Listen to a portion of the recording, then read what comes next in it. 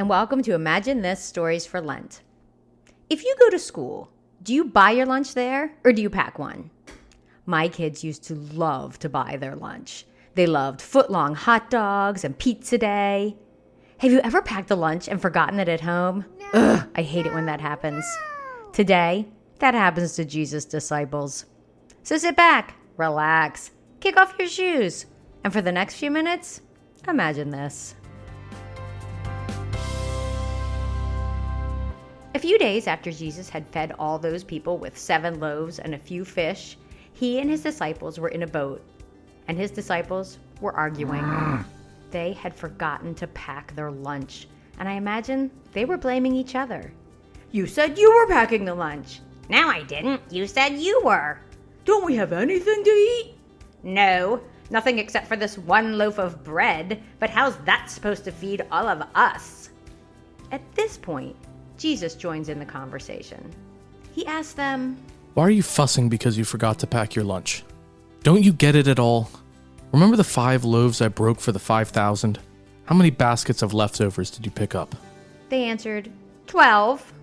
And the 7 loaves for the 4,000? How many bags of leftovers did you get? This time they said, 7. Do you still not get it?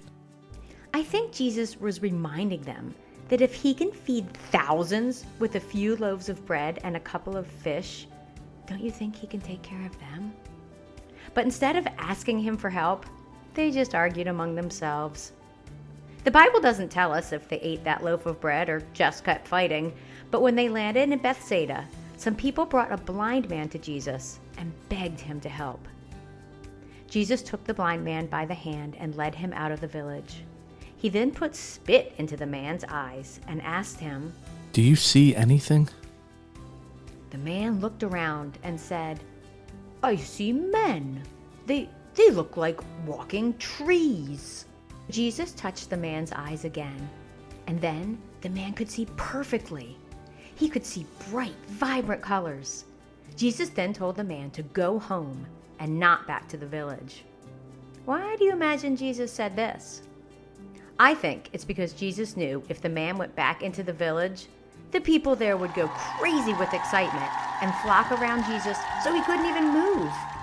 Plus, I like to think that Jesus knew how happy the man would be to be able to see his family again, to see the faces of his kids and his wife, the faces of his friends and neighbors.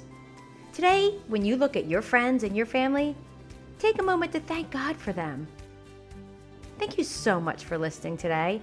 If you like these stories, please consider sharing them with others. Have a great day, and come back tomorrow as we learn more about the life of Jesus on Imagine This Stories for Lent. Bye.